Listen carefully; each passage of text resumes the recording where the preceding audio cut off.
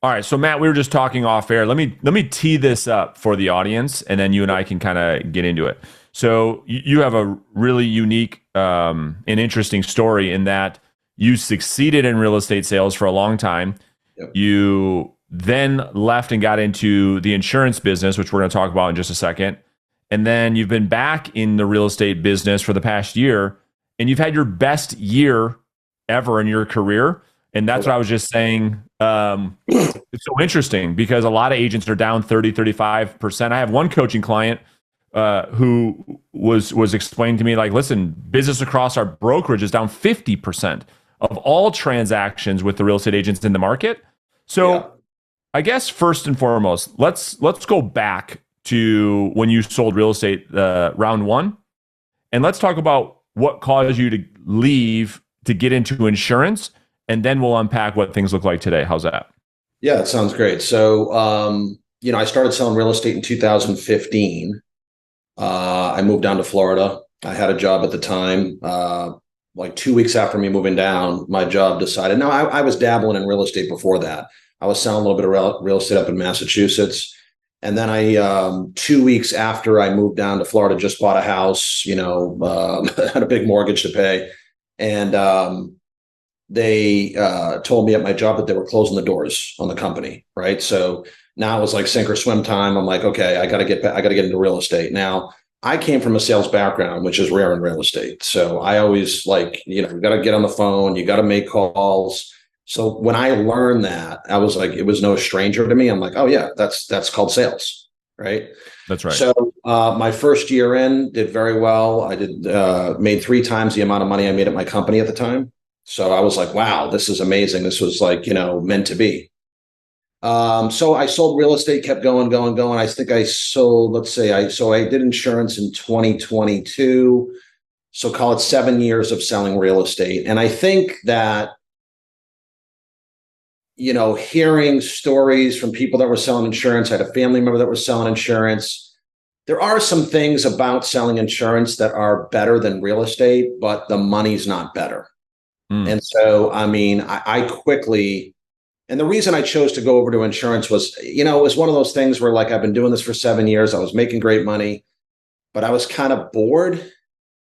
I was a little bored with just the monotony of it. Cause if you're selling like you teach and I was taught, and learned, it does get monotonous, you're on the phone every day, you're following your routine, and so I kind of was got attracted to a different opportunity. I was like, wow, okay, there's guys making, 5, 6, 7, $1 million. But so that's what kind of made me kind of transition.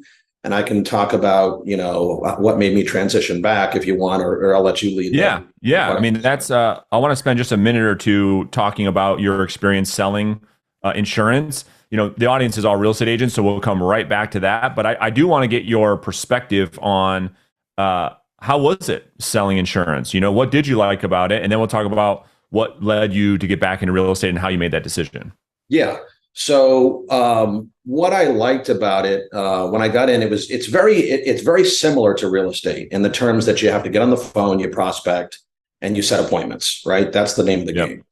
So the difference is you're buying leads. So it kind of ties in with mortgages. So whenever somebody gets a mortgage, I was selling basically life insurance with living benefits, meaning if you got sick or injured or anything like that, you could actually draw down some of the benefit before you passed away. So you didn't have to pass away to get it. So what we sold was something called mortgage protection. So somebody gets a mortgage, we send them out a flyer. They respond to the flyer. We reach out. Hey, Brandon, it's Matt. Saw you just got a mortgage with XYZ company. I represent multiple different insurance companies. What we do is we make sure that if, God forbid, something happens to you, you don't lose your home, right? If you can't work, you get sick, you're not going to lose the property. You have access to this tax-free money that you can stay in the home. So it is a very valuable product. You have to buy the leads that they're coming into the company because they're spending money to send the mail out. They're not going to give them to you for free. Got it. There are companies that do give them to you for free. However, your commission level is so low, you'd have to sell 1 million of them to make any real kind of money. So what did that look like real quick? Give us context of what was your comp plan look like? And then how much did the leads cost you? Yeah. So, like if the company's paying for leads for you, you're lucky if you're going to make like 50%. So if you sell a policy that has an annual value, meaning let's say it ends up being about $85 a month equals $1,000 of annual premium. Sure. That's what you get paid on. You get paid on the annual premium. So if you're working for a company as like what they call a captive agent, meaning you're working for one company. See, I had like 6 different carriers at my disposal. But if you're working for a captive agency and they're paying for the lead, you're going to be lucky if you get 50% comp. So you make $500, right? Okay. Now, if you're working on your own, you're buying leads, you're operating as your own organization, then you can make up to like 140%, right? And then what the carriers do is they give you 75% advance. So in anticipation of the customer paying for the next 9 months, they're going to advance you that money. Okay. Yeah. So the downside is once they advance you that money, if the customer decides right when they get the policy, I don't want it. I'm not paying my bill. Or 2 months in, I'm not paying my bill. Guess what you have to do? You got to pay all your commission back. Pay all your commission back. Got and it. That is the one and really the biggest reason why I got back into real estate, because if you're really good at what you do, you're still looking at 20% chargeback. So 20% of what you write is going to come back at some point, and you have to pay that back, which, obviously it's a constant cycle of you're making money, you're paying stuff back. You're making money, you're paying stuff back. Now, the company that I was with, there was about, probably somewhere in the neighborhood of 3,000, maybe 4,000 agents. Okay. Yeah. So my first year in 2022, I was number 3 in the company. So I wrote almost $600,000 in annual premium. Okay. But what I made was actually, after I paid all my expenses and everything else, I probably made about 325. Interesting. Right? Okay.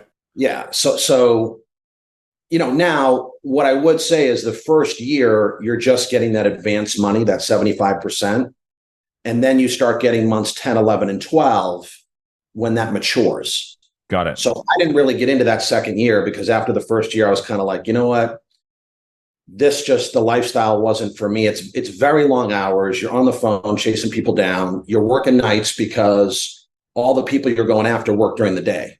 So I was missing my kids' softball games. I was missing key events. I'm like, I didn't hit my numbers this week. I gotta work tonight.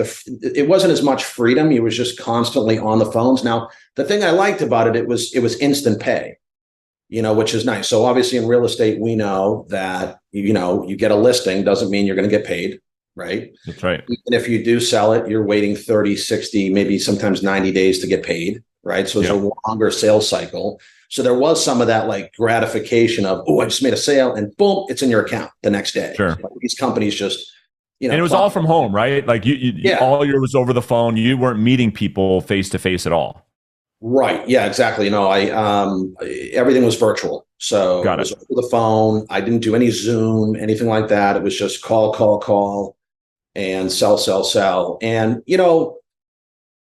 what you can also do in the insurance industry is you can build a team. So that's what they were pressing me to do. Hey, build people out. You make a percentage of everything they sell. So if I'm at, let's say 100% and I bring you on at 70%, anything you sell, I get 30% off. Okay. Got it. Now what they don't tell you when you sign up is that, look, if you sign somebody up and that person like writes a bunch of business, and then that business like gets charged back, is what they call it, and they don't pay their debt, guess who has to pay that debt? Wow, you. Me. Interesting. No kidding. And the first guy I hired, he rolled up almost 6,000 on me. Wow. Yeah. So I was like, man, no, I'm not doing this. I'm back into And that year in 2022, I did sell some real estate. I wasn't actively prospecting or doing anything like that, but I did get some repeat referral business. And there was a couple of weekends where I was like, hey, let me just see if I still got it, and I'd get on the phone, make an appointment, sell a FSBO, whatever. And I still made like over like 210,000 in GCI that year, just off, repeat referral business and, going after a couple of prospects. But Yeah, after that 2022, man, I just kind of said, you know what? I can make more money in real estate. I mean, we get paid a lot of money in real estate. Yeah, We a lot paid a of lot. money. Yeah, and then from a scheduling perspective, you're right. I mean, you can schedule it out in a way where you can make a lot of money and really have a lot of control over your schedule. Yeah, like this year, I committed to I had a goal in mind. I've hit that goal by the end of the year. I wanted to make 600,000, so I'll end up the year closed out with 620,000. Okay. And that was working Monday through Thursday. Yep. Friday, Yep. I love Saturdays, it. and Sundays. Yeah, dude, because like I know there's a lot of guys, oh man, you got to work 24/7, pounding the phones on holidays and whatnot. Okay, I get it. If you're not paying your bills and stuff, you got to do that. But I feel like, life is short. I want to have some fun too. Go out Friday, golf with my buddies, Saturday, family day, Sunday, watch some football, hang out. It makes me come back on Monday so much like stronger. Refreshed. You're ready to Yeah. go. Like I'm Yeah. ready to pound the phones. I'm ready to get on, ready to set appointments and ready to do business. So that's how I do it. And, like I said, this year's been a banner year for me. Yeah. I mean, that's where I want to spend our time on. So that's huge, Matt. I mean, that's massive. So is it your best year in real estate or best year in your career, regardless of industry from an income perspective? Career for sure. I've never made, and actually the funny thing is I've made more than 600,000 because I had all that residual That's true. insurance money came in. So Yeah. that was kind of cool.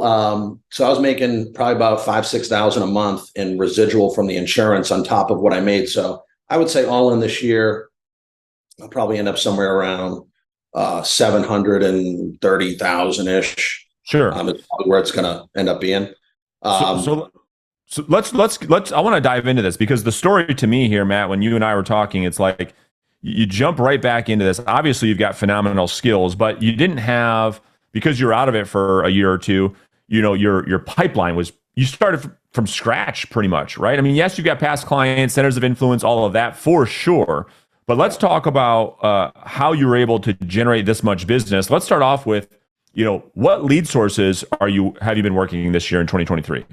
The same as I always have. So past clients, expireds, for sale by owners, a little bit of just listed, just sold, mostly expireds because, there's more of them.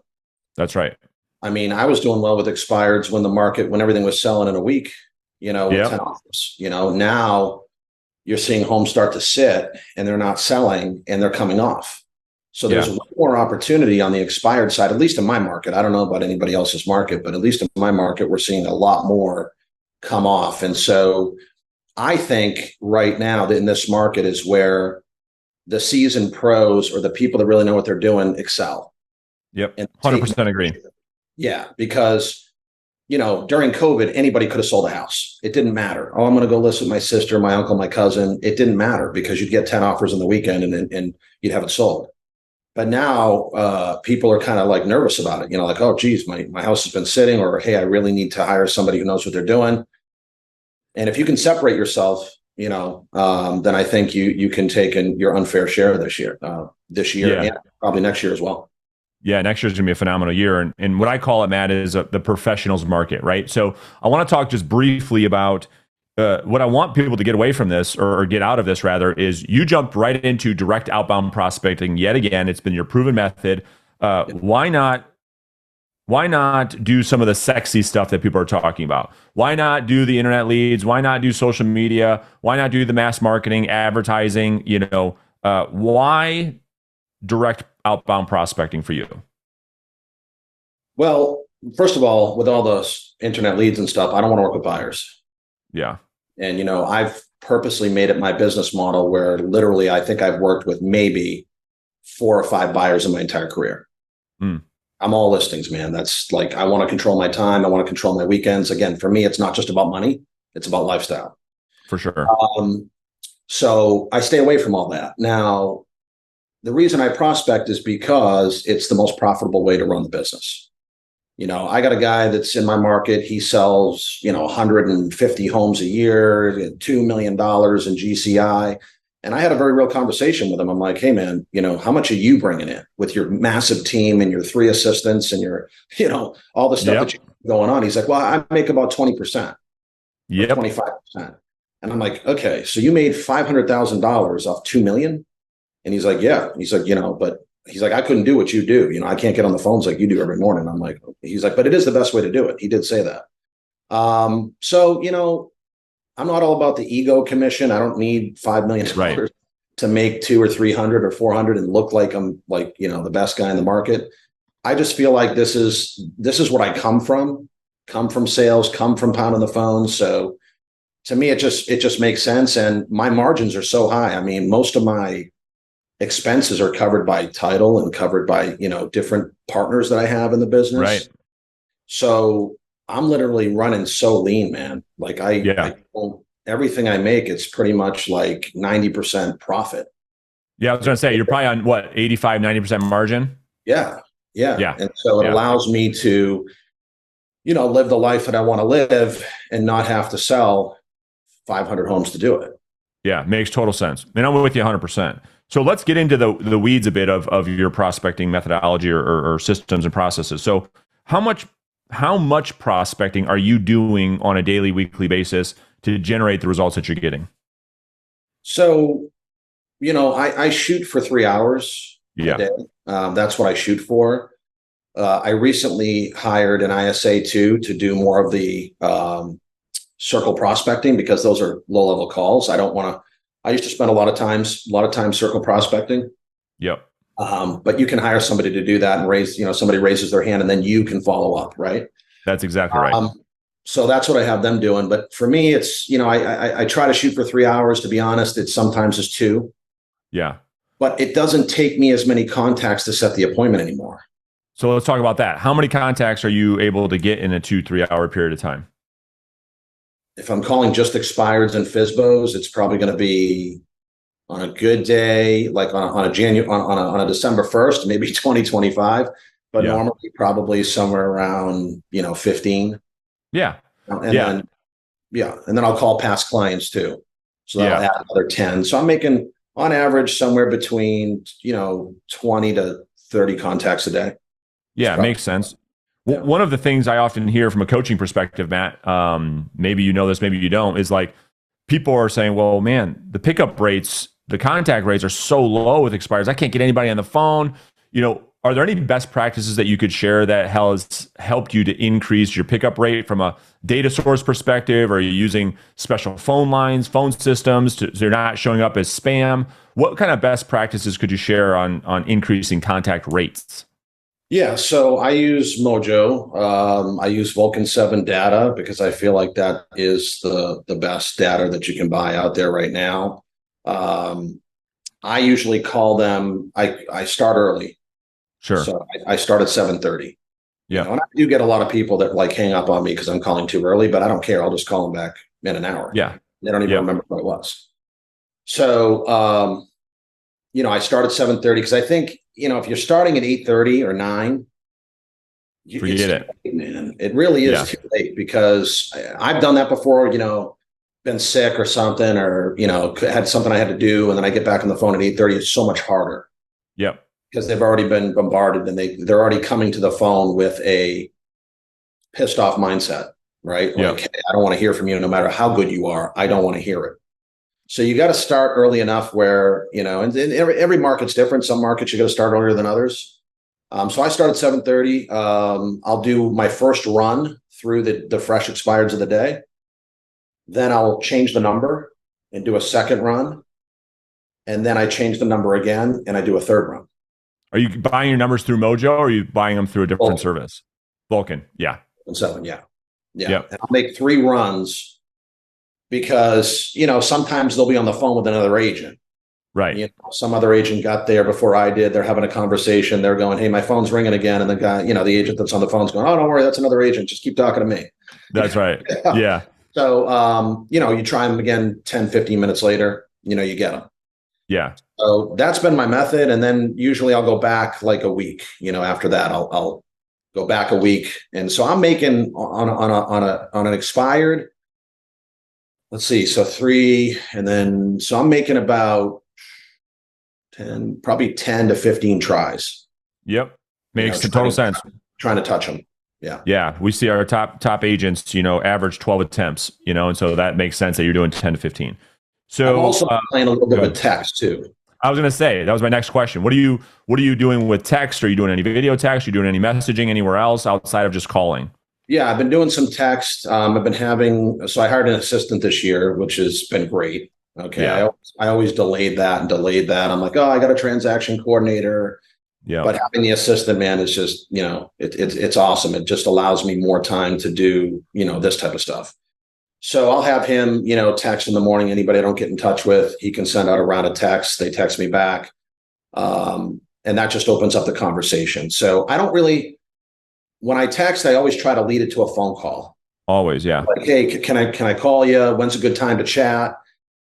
I don't want to start getting into objection handling and value proposition over a text. It's just, It doesn't seem to end well. So I use the text just to kind of start the, hey, hello, yeah, we're still interested in selling. We're not interested in selling. Maybe I'll try to overcome a thing or two and then get them on the phone. Got it. Yeah, makes sense. And so with your listing appointments, well, I want to really focus on this. The appointments you go on, are they mostly coming from the initial first contact, or are they mostly coming out of lead follow-up, or is it a 50-50 breakdown? Where would you say most of your appointments come from?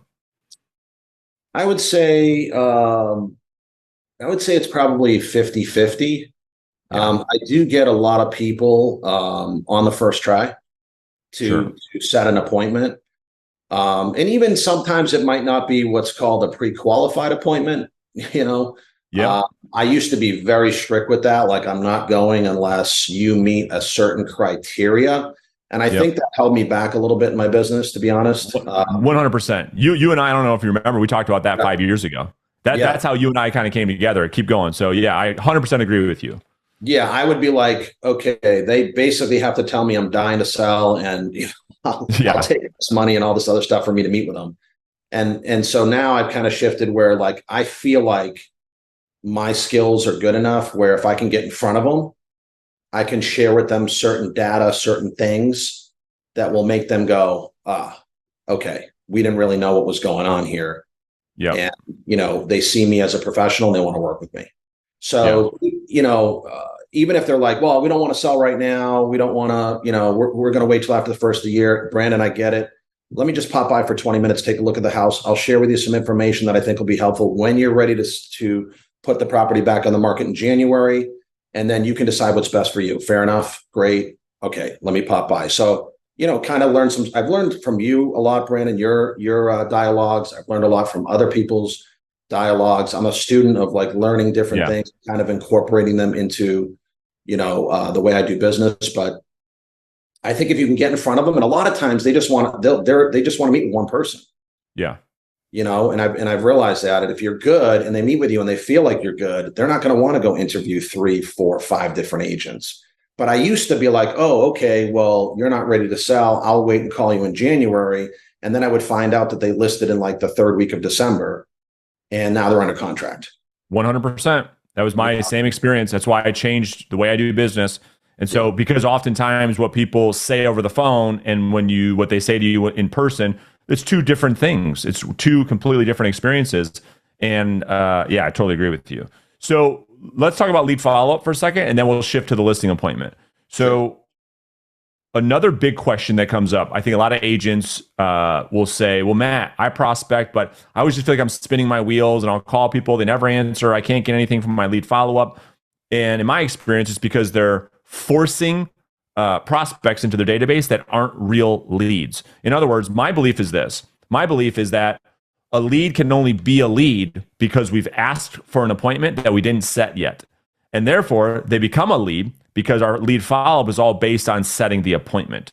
How do you generate, or how do you decide rather, this is a lead, this is someone I'm going to put into my database and I'm going to continue to follow up with, so that you don't end up just forcing data. You're not just collecting leads that are never going to pay you.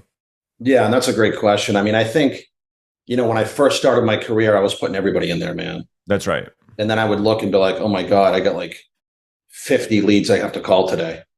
Yeah. And that would take away from time from prospecting and finding people that really want to sell. So I think for me, they have to demonstrate some motivation, right? I mean, that's right. What it's all about. What's important to you about selling? Simple Yep. question, right? What's important to you That's about right. selling? Well, I got to move here, job transfer, divorce situation. I do get a lot of vagueness, and I don't follow up with them. I'll keep them in the pipeline, so maybe I'll hit them 3 days later and have another kind of initial conversation to see if they've loosened up a little bit and they want to share anything with me. But I won't purposely put them into a follow up system and be like, "Oh, I'm going to call this guy 20 times to try to set an appointment." So for me, it's like, there has to be some kind of reason, and they have to be willing to share that with you. And not all of them are in the initial call. And I've also had initial calls where they won't share anything with me, maybe hang up after a question or two. And then you call them 4 days later, and all of a sudden they've opened up. Sure. Now they want to tell you all the things. So, to answer your question, I think they have to demonstrate, some level of motivation. That's Yeah. the key. And then once you've identified that, how do you set up the call from a skills perspective, that you and the prospect are on the same page so that future conversations are productive, where that they lead to an appointment, right? So are there expectations you set with the prospect? How often are you following up? What is it that you say at the end of a call that you say, okay, yeah, this is a hot lead, this is worth my time? I know we talked about motivation, but for us, as an example, we give the prospect many, many chances to tell us no. We invite them to tell us to kick rocks. It's Right. only the prospects that don't push back, that we're fully in alignment, that we are going to have a future conversation, are the ones we're ever going to follow up with. Otherwise, we can't help everybody. How do you do it? And I think it comes down to trying to set the appointment on every call you make. Yep. I think a lot of people, they just follow up. Hey, how you doing? Just checking in That's on. exactly right. Hey, Brandon, how are you? It's Matt here for you if you need me, buddy. Yeah. Like Nope. that's not really going to go anywhere. So for me, I'll try to set the appointment. So when I follow up, hey, Brandon, it's Matt. We had a great conversation last week. You told me to give you a call back this week. I know you're still looking to move to Utah. Do you have some time available tonight at 5, or would 6 be better? Just go right for the appointment, right? And then, go right for the appointment, right? And then if they kick back and say, well, Matt, I'm not ready right now. Okay, Brandon, so when do you want me to call you back? Call me next Thursday. Okay, so Brandon, when I call you next Thursday, are we going to be setting an appointment or confirming an appointment? Love it. Well, we're going to be setting an appointment. Okay, well, let's just set it right now because my calendar is busy, as I'm sure yours is. So I got next Thursday at 6 o'clock, or would 7 be better, Brandon? Yeah. So I'm putting you on the spot there. Now, if you kick back and say, no, I don't want to set an appointment right now, then I might say something like, Brandon, look, my job is not to convince you to sell. My job is to help you sell. So, some people, they kind of feel afraid to tell me like, hey, I don't want to sell. And then, kind of lead me on and keep telling me to call back every other week. And at the end of the day, I don't want to bark up the wrong tree, and I don't want to be a nuisance to you. I'm really trying to be of service to you.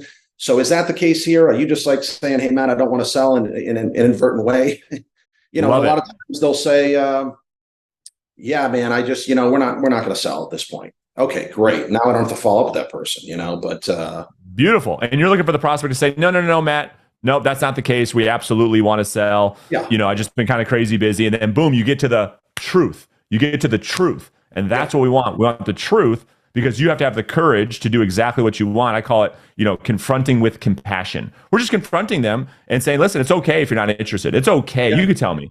We're the amateurs so scared to hear no that they hide behind it. So they just get a bunch of bullshit answers all the time, and they chase prospects that are never going to do any business with them. Yeah. And my old coach told me this, and it kind of changed the way I followed up. He said, an appointment's always better than a future follow-up. I said, so if they tell me to call back in a month, I should set an appointment for a month out? Absolutely. Set the appointment, send the calendar invite so they put it on their calendar. Because so when you call them back, you say, hey, just confirming our appointment for tomorrow at 3 o'clock. Always set the appointment. There's just much more commitment to an appointment versus, just call me in a month, call me in 2 months. Okay, happy to call you in 2 months. Well, we'll be setting an appointment or confirming an appointment in 2 months. That's a great question, and they'll let them tell you and then set it. Love it. Now, I love it. 9 times out of 10, they probably won't honor that appointment, but at least you're tentatively getting something on the calendar so that we can follow up with a purpose. Because it's, to your point, we're asking them, hey, listen, let's get this on the calendar. When would it make sense for us to talk again? You tell me. I'm only calling you back because you told me to call you back. Yeah, that's the thing. They're telling you to call you back. That's right. It's like, I'm just doing what you told me to do. That's exactly right. So shifting to the appointment, there's a lot of things that we go through, Matt, you and I, at a listing appointment that might be 30 minutes, 45 minutes, maybe it's an hour. What are maybe one or two things that you find at the listing appointment that has really helped you to win business? Well, I think that a lot of it is the energy that you bring, both on the phone and in person. And I've noticed that more so over the last year than anything else, right? Like when you come with the energy, you're alive, you're excited, you're full of energy, right? Affirmation. So a lot of people, they walk in, man, with just like their shoulders hung. Hey, how you doing, John? Take a look at the house. And like, dude, you got to come in there and be like, I'm so excited to be here. Can't wait to see this house and help you guys get the property sold. And just like your energy, your tonality, they buy into that stuff, man. They when you're vibrant, when you're vibrating at that level, people, they feel it, right? And I think it's more of that than anything else, than what you say. Your body language, your 100%. confidence. They want to know, like, hey, do I feel like this guy can sell my house? And do you believe you can sell that house? Because that's it right there. They don't believe they can sell the house, or they don't believe they're the best agent for the job. So when they walk in the door, they already come with that lower kind of vibration, and the seller kind of feels it, right? So if I walk in after you were kind of just like, oh yeah, and I walk in like alive, excited, I'm ready to go, they're going to be like, dude, this guy's bringing the heat. Let me hire him. So I think it's less about what you say versus how you come across. But I think, I have a good track record. Not everybody that's listening to this is going to have a good track record, but maybe they have a good company track record. So I tend to use that. I've been known to, like last night I was at a listing appointment. I got the listing. They said, we're interviewing two more agents. I said, well, let me ask you a question. If you knew that those agents were selling just a fraction of what I was selling, would you still want to interview them, or would you hire me? He says, well, if we knew they weren't selling any homes, we wouldn't even want to waste the time. I go, great, let's look them up. And I can tell you from my production level, which, I'm not selling 100 homes a year. I'll probably sell 35 homes this year. But most agents we know, 47% last year didn't even sell a deal. That's right. 83% sold less than 4 homes. Yep. So there's a 90% chance I'm going to bring them up on the MLS and be like, look, this guy didn't sell any houses, or this guy only sold 3 homes. Like, who do you want to work with? And a 100%. Lot of times that will, close the door right there, and they won't interview the other 2 agents. Let me jump in. Let me jump in real quick. Yeah. That right there plays off the first thing you said, which we're just selling confidence, because you nailed it. I've talked to agents that say, they've told me verbally, man, I don't even know if they'd probably be better off hiring somebody else. Like I'm not confident in my abilities to get this thing sold. And it's like, well, of course you're not winning business. You're selling confidence. And the whole fact of like what you're just talking about, some agents right now are like, holy shit, you pull up the MLS and look up the other agents. Well, yes, because I'm confident in my abilities to serve this person at the highest level. Why would I walk away from something I'm so certain about? That's the anti-confidence, right? Yeah, go ahead. Yeah, 100%. And I think that, I used to, when I first got in the business, I'm like, what do I have to present? All these company stats, and, look at what our brokerage did, and look at how we're going to promote you to 100 different websites. Nobody cares about that junk, man. Nobody cares. Nobody cares. A lot of times I'll walk into my appointments and say, guys, besides price, is there anything else you want to talk about? I get right down to the point, man. Besides price, is there anything else you want to talk about? What are you looking for in the agent that you hire? And just present to that. Like, what are they looking for? Don't start going off on tangents and talking about stuff that they don't care about. Look what our company does for this organization. Look what our company, is blah, blah, blah, blah. Yeah, dude, it gets, they don't want to hear that. And their attention span nowadays, is like, it's very short. So you just have to hit the points, come to price. And I think, pricing has a lot to do with winning. So I try to solve these objections before I even, some realtors, Brandon, are going to tell you what you want to hear. Why do you think they would do that? And then they say, well, I don't know. Well, they want to get your listing. They want to bring it down. I got a listing yesterday, 1.1 million.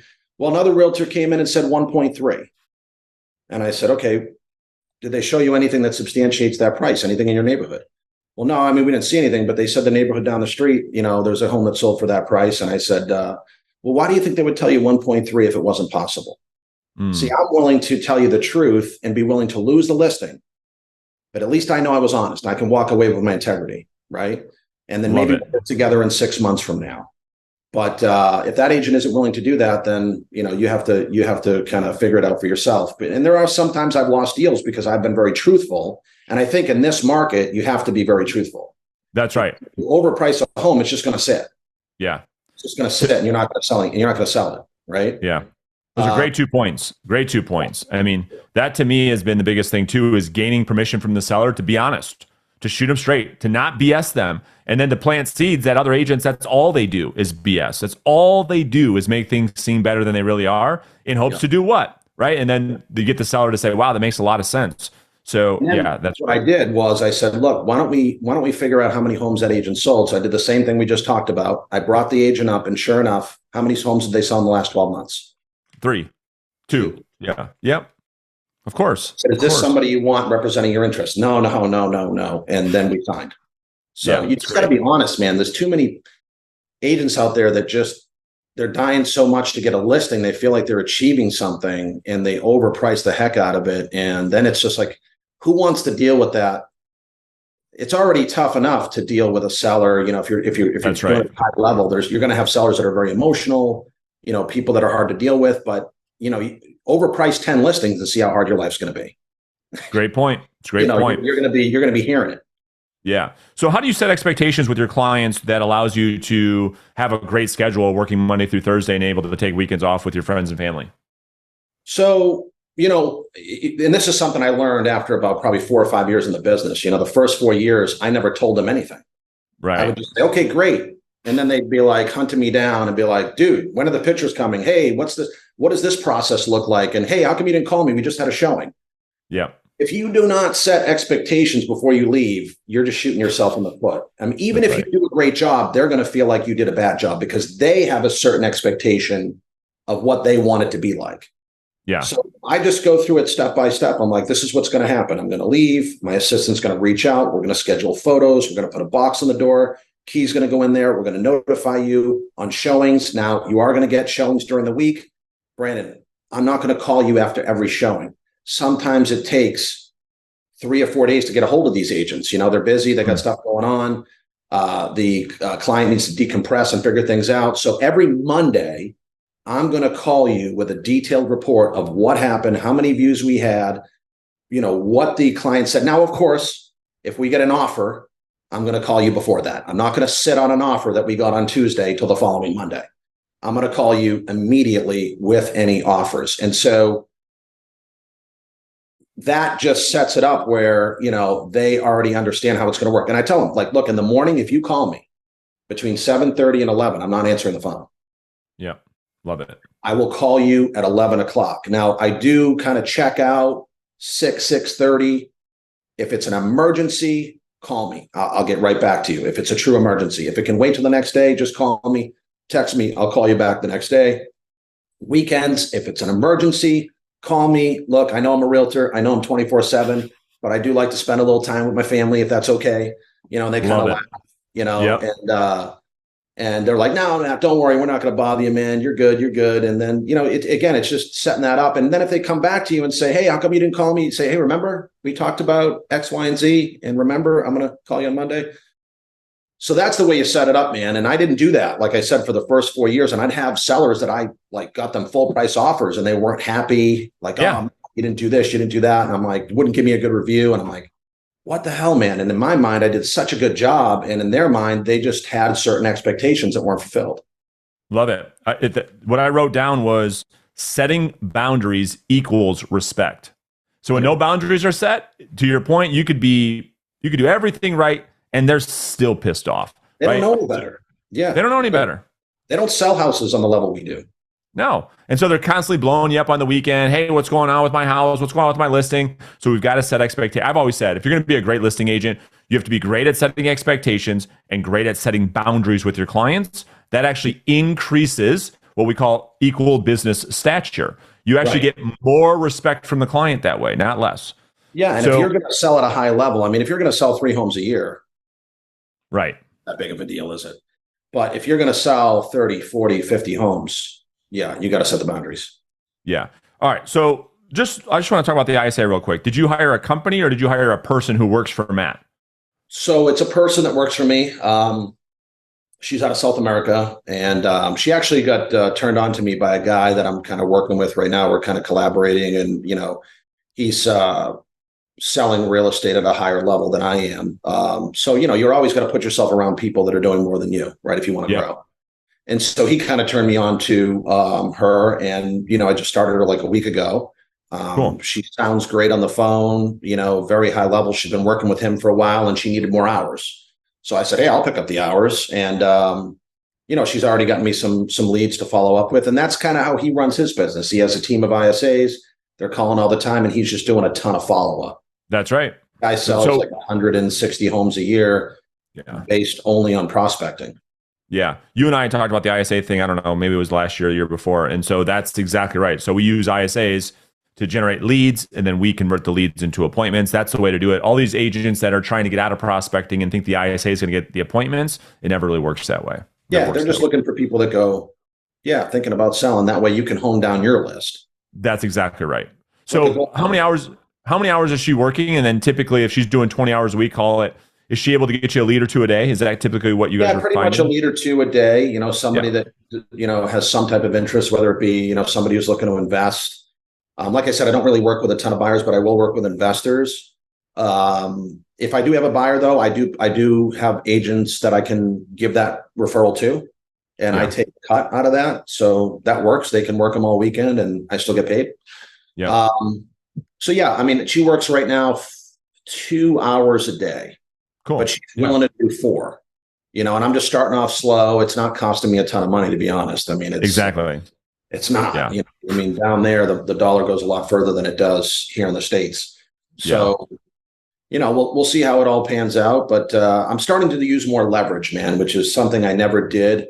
Like I hired an assistant, I'm hiring an ISA, like I'm following kind of this guy's lead. He's like, dude, you got to start getting involved with these different things just to increase your business. Cause I've kind of, been stuck at that 30 to 45 deals a year. And unless I start adding some components to it, I don't see myself getting to 60, 65. Because if I can sell 60 to 65, 70, the way I'm doing it now, that's over, that's well over $1 million in income, which is the ultimate goal. Yeah, I was going to ask you the goal to get to $1 million next year. You just talked about what needs to happen in order for you to get to that point. So listen, Matt, it's amazing. Appreciate you jumping on the podcast and sharing what your perspective of this business and how you go about it, and your insights and your mindset. So appreciate you very much. Yeah, you're welcome, man. Absolutely. And if anybody knows anybody that needs help selling or buying property in Palm Beach County, that's where I work, Palm Beach County, Florida. So Boca Raton, Boynton, Delray, Wellington, give me a holler. My phone number is 561-322-9189. And we'll put all of Matt's contact information in the show notes. So yeah, if you guys have a referral, reach out to Matt. He'll take great care of your clients. So Matt, appreciate you. We'll talk to you soon. All right. Have a blessed day.